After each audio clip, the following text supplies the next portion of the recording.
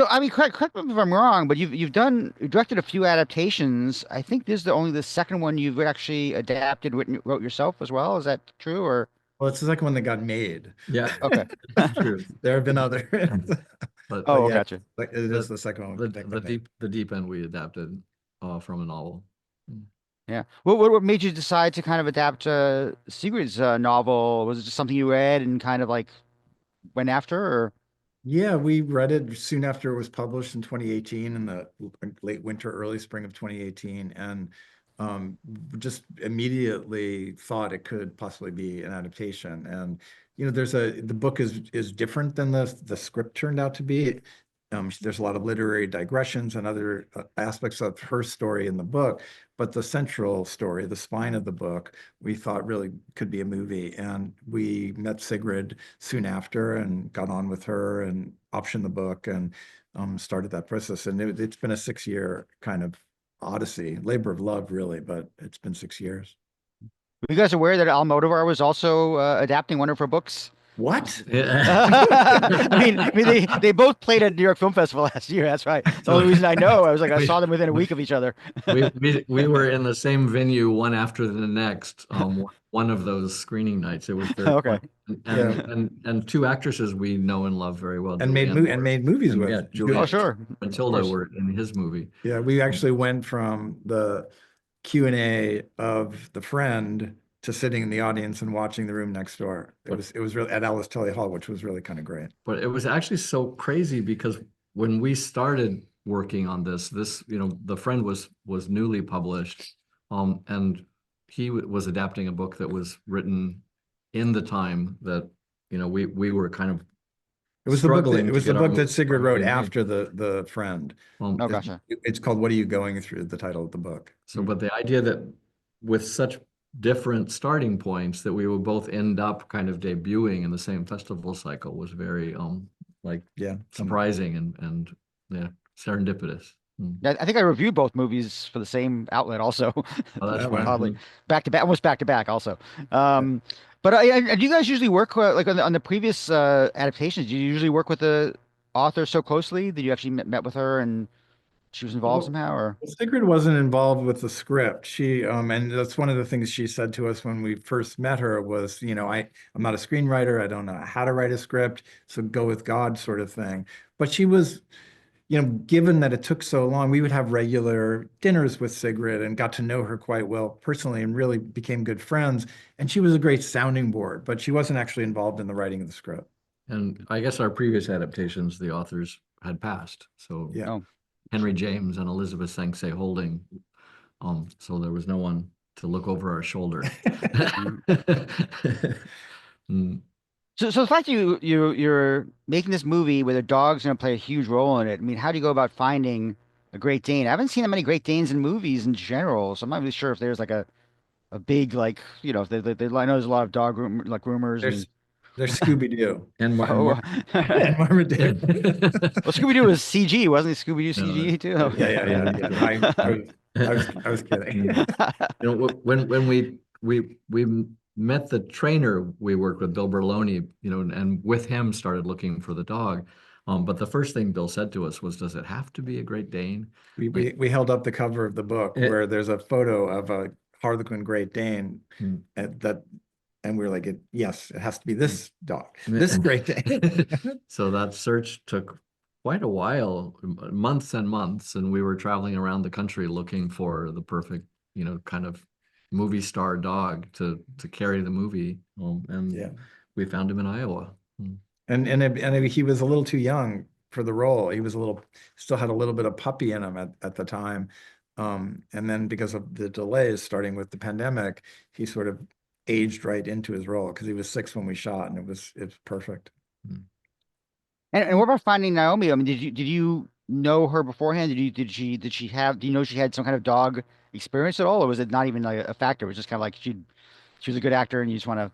Yeah, we immediately thought about her, and then now with the internet, we it was easy to learn that she loved dogs and had a really strong connection to dogs. Around the time we were first starting to think about who would play her and first looking into her and asking ourselves that question, she lost a dog that had been very close to her. So she had posted on her social media, kind of like, you know, Her sadness about yeah, losing the dog. yeah, just kind of sharing her grief about that. And so we weren't sure how that would play for her, if what we were doing was going to be too close and bring up feelings that she wasn't ready for, or if she would be interested. But by the time we worked with her, she has a new dog, little tiny, like 6 or 7 pound dog called Izzy. He's like the size of not even Bing's head, Yeah. but they really got on. It was really cute. That was my next question, whether she's a big dog person or a little dog person, because there are many people who are they go one way or the other. There's not a lot of, She's more of a little dog person, and I think she was kind of amused about the idea of getting to know a really bigger dog, but they bonded pretty quickly, which was really nice. Yeah, their relationship's really strong. Now was there I think I saw that Bing was from Iowa originally, so was there any kind of like concern of bringing Bing to New York City, which is like very different environment, I assume, than he's used to, or Bing, oh, sorry, go No, ahead. Bing still hasn't been on a plane, so oh, that's the thing. Bev, okay. Bing's owner, whenever Bing has to go somewhere, she has to drive him. He's getting on a plane to go to Los Angeles on this trip, so Yeah. it's going to be his first. But his owner, Bev Klingensmith, she was very intricately and invaluably involved in the making of the movie. And so Bev reassured us that Bing's tolerance for cities and cars and other kinds of things was really high.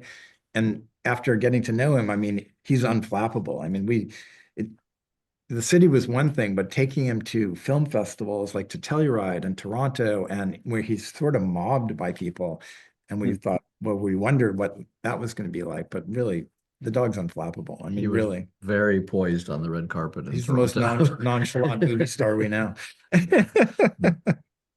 And what about like what did Naomi do to kind of like prepare herself for, having this co-star who kind of like steals every scene almost. She started working with Bing a few weeks before the regular rehearsals would begin. And the trainer, Bill Berloni, would bring Bing over to her house. She lives here in New York, and they would just kind of hang out together for a while, just like short periods, like 30, 40 minutes a day, and then just kind of building each other's trust. And then they go out for walks in her neighborhood, and just, I think, learning to kind of pull the lead, like just control him was, so she felt confident and comfortable. I think that was maybe the big first hurdle, but then just learning to trust each other, they just got to know each other. They got on. Yeah. Now you've done a few movies in New York. This is your kind of your return to New York for this movie. I mean, does it get any easier making films in New York? I mean, do you have to do any location scouting, or do you guys know the city well enough that you don't have to, like, you kind of just know certain places you can probably get pretty easily or easier? Well, we did scout. We do on all of our movies, we tend to scout a lot, and so ourselves, and we're both bicycle riders in New York, so it's easy for us to scout in New York. So we did do a lot of that, but no, we had a locations department and team that was really great, and we were really after reading the book, we were really interested in the movie representing New York in a way that felt really right for the movie, not necessarily in a more common picturesque way of shooting New York. So, and that was really exciting to us. And so we put a lot of time into the scouting of the movie. We really wanted it to feel like or for it to have a certain kind of nostalgia for New York movies and the New York stories. And this was made completely independently, right? You made this separate from studio independently, and We is, did. is it hard? Is it harder to kind of like get locations and stuff like that in New York and do things like that, or are you kind of just again doing it enough times that's easier? I mean, New York's it's not the easiest city to work in, mostly because a lot of movies have shot here already. So when you're going to look for locations, you're probably not the first person to approach someone and say, can we shoot in your lobby or whatever? They've heard it before. Mm. And some of them have had bad experiences, so there's a whole kind of like, negotiation. But The city itself makes, permitting streets and things like that pretty easy. And the crew that works here is super professional and knows what they're doing and is comfortable working in this environment. So it's a fun place to make a movie. It's really great. Mm.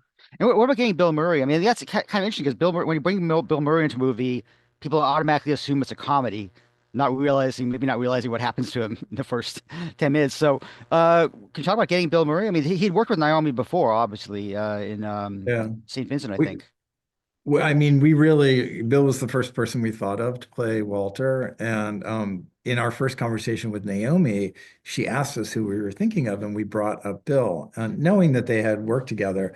But from Naomi's perspective, she wondered whether or not we were reaching out to her in order to get to Bill. But as soon as we got off the phone with her, she reached out to Bill. And she was a great liaison that way because they had worked together and they were friends. And Bill read the script relatively quickly and was interested. It's not a huge commitment, and he's not like, I'm not sure how many days you have to shoot, but I mean, We had him here for about a week. yeah. Okay. Yeah. Mm. It's interesting. You mentioned before about having adaptations that never took off and never got made. And it's always interesting to me because I feel like when I first knew about you guys for the Deep End, I only saw Suture literally like last year for the first time because it played at the Metrograph. Oh, yeah. But there's a huge gap between Suture and Deep End, and there's been gaps. And I was curious about that. Is that just because you're developing stuff that doesn't happen? Do you guys Yeah. Well, the gap between What Maisie Knew and Montana Story was probably the most frustrating gap of our career. And it is because of movies that get very close to happening and then don't happen. Like to say we've not made many more movies than we've made. And we feel like we've shifted that up in a really strong way in the way we made Montana Story and the way we were able to make The Friend. So yeah, it's for no reason other than it's tough to get movies made.